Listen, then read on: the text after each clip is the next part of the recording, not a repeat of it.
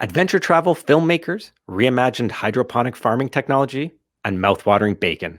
Eastern Ontario is filled with entrepreneurs and business owners building diverse companies that compete on the global stage. And over the last few months, OBJ has expanded its editorial coverage to share some of these business stories beyond the National Capital Region. Join us to take a closer look at how some of these businesses are helping to drive and reshape Eastern Ontario's economy.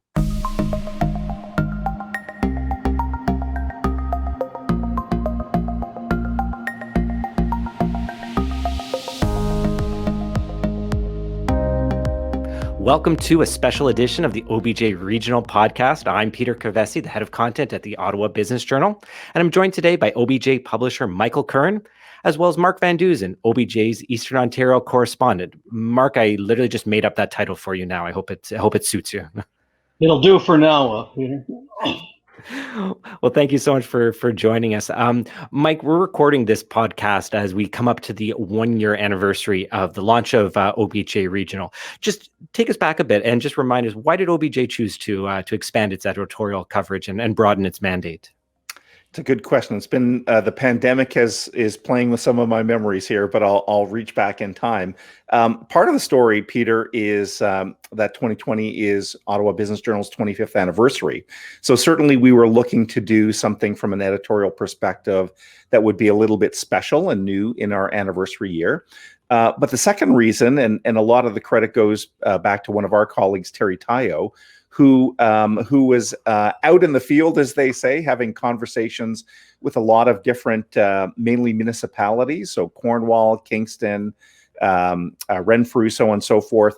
And Terry was coming back to the office with all of these great stories about what was happening outside of Ottawa, inside in Eastern Ontario, in terms of manufacturing and all sorts of other work. So I think it was the combination really of two things colliding. It was a little bit our anniversary, and it was a little bit of learning about the level of economic activity outside of Ottawa.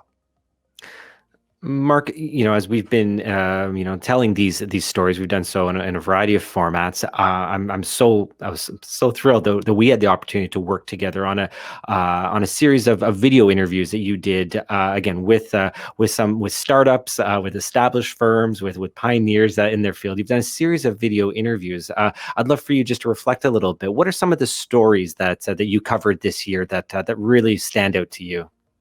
Well, if I may, let me say briefly that, having grown up and spent my entire professional career in this area and knowing the people, you mentioned diversity, Mike mentioned good stories. Those two things hit, the nail right on the head. When I think of this region, I think of the people, the stories, and the diverse nature of issues that go on here. And when it comes to business, which I've watched closely over the years, the diverse nature of the business here is exceptional, and I think compares to and surpasses to most areas in the country, and surpasses many areas. When it comes to stories that we treated this first season on OBJ Regional, I think of companies like Heliconia, a company that produces adventure videos, travels the world. When COVID hit, this company had to show the sort of adaptability that's required under stress like this, and it reverted into itself and started showing Canadians what they can do at home, what Canada's all about, the wonders of Canada, the thrills, the adventure that you find here, because it couldn't travel anymore. So that shows the adaptable nature of the companies in this region. And then there's a company like Dunia, which has taken hydroponic growing technology and coupled it with lightweight, mobile metal buildings, so that people can buy these units and grow their own green leafy vegetables right in their own backyard. So this again shows the innovation of the companies in this region, where they answer local demand for fresh, increasingly for fresh produce, and come up with a solution that is available to many people to get control of what they eat. So those are just two examples I can think of. Many more. Mike, you also spent some time doing some time on the road doing some field research, if you will. I know that when you made a trip to Cornwall, you visited Olymel and came back smelling pretty good. So I hear. Tell us about your observations at Olymel and some of your takeaways from that visit. Yeah, so I just brought up Terry Tayo a minute ago. So Terry and I were driving down to Cornwall on the outskirts in their business park, and he wanted to stop by this massive looking building. I mean, multiple times, a big box retailer or manufacturing plant, which we don't see a lot of, by the way, in Ottawa, right? We don't see a lot of mass manufacturing plant. So we head in the door, and right away the smell wafting through the air is that beautiful smell of bacon. And we proceeded to go up to the second floor boardroom, if I remember correctly. And they told us that they not only are kind of a leading manufacturer of pork products. By the way, they've been around since about 2000 in Cornwall, employing about 650 to 700 people. So that's a big establishment there. So not only are they manufacturing it and packaging some of the pork products, but poor them, they have to test the bacon every day. Oh no! So we're in the boardroom, excuse me, and they bring out various types of bacon. So they do bacon for lots of popular fast food restaurants, like the bacon that's put on some popular burgers in Canada. They do bacon for grocery stores. So they laid out all of this bacon: candied bacon, smoked bacon, so on, thick cut bacon. So it was quite the different business meeting, but it did underline, right? Again, something we don't think about a lot, which is the level of food production, right? Not only agriculture, but food production that goes on in Eastern Ontario. And I was quite amazed by it all, right? It's, I'm more accustomed to walking into, Peter, as you know, a high-tech company with 600, 700 people, not a bacon manufacturing plant or packaging plant. Before this conversation, I was taking a look at some of the stats to find out, what are some of the most read regional stories from the past year, and the top one was a particularly timely one, in 2020 with the pandemic, and was about looking at the Ottawa Valley's red hot real estate market, and a big driver of that was the work from anywhere trend, right, where you have people, from Ottawa, from Toronto, from all sorts of spots, seeing that they have the opportunity now to live in a community with a bit more space, a bit more sort of outdoor space. But I guess what I really liked about that community, about that story, was just how it reinforced the ties that exist between sort of Eastern Ontario, between Ottawa, between the entire region. And to me, it was sort of a story as well that sort of reinforced how important the reporting that we're doing, that Mark's doing, as well, to paint a more complete picture about what's happening right across the region. Mark, you had sort of teased it a little bit in your first comment, but of course you've spent decades covering this area in various capacities as a journalist.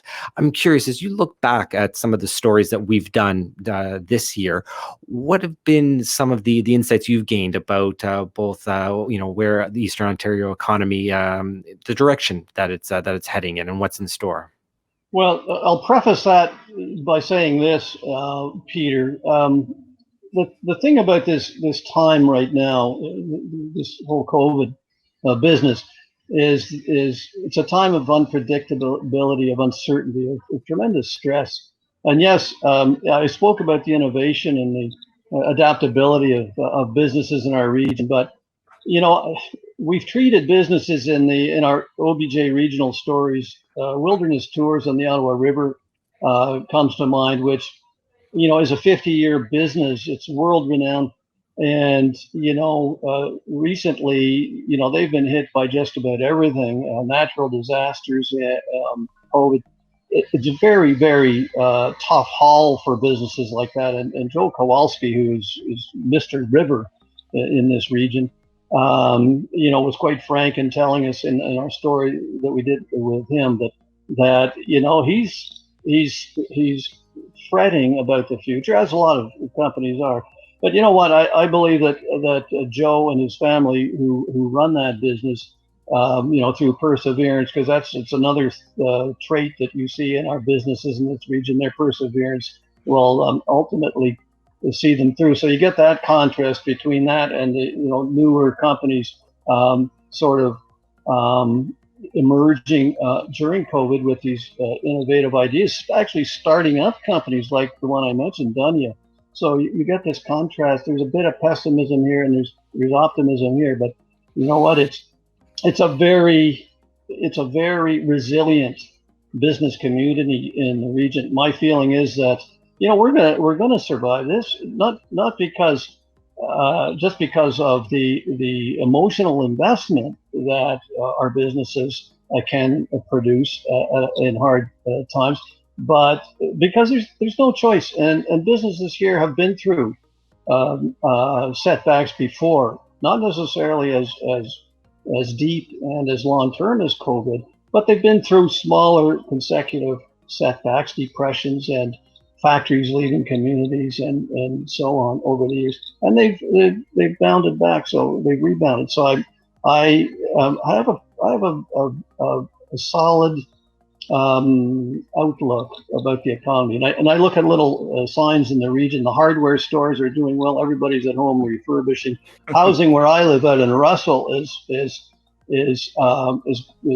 going in leaps and bounds. So.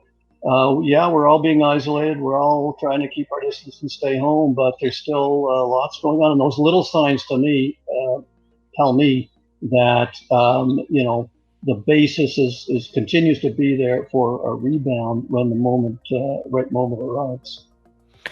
Well, Mark, I can't thank you enough for all your incredible work this year, and I'm looking forward to seeing you chase those sorts of stories again in 2021. Gentlemen, the pleasure's all mine. There's lots more good stories to tell, Mark, and you're just the guy to do it. Well, I feel good about doing it, and I get great joy out of doing it and representing the people in our regional community. Thanks so much, Mark, and thank you as well, Mike. Have a great day, Peter. Thank you. And just a reminder to our audience that you can read local business news both from within and beyond the National Capital Region at obj.ca. If you want to learn some more about some of the stories that we discussed today, click on the regional tab at the top of obj.ca. And be sure to sign up for our newsletter and never miss a story. Go down to the footer and look for the newsletter tab, just as simple as entering your email address, and you'll get all of our newsletters. On behalf of my colleagues Michael Curran and Mark Van Dusen, I'm Peter Cavesi from the Ottawa Business Journal, wishing you all the best.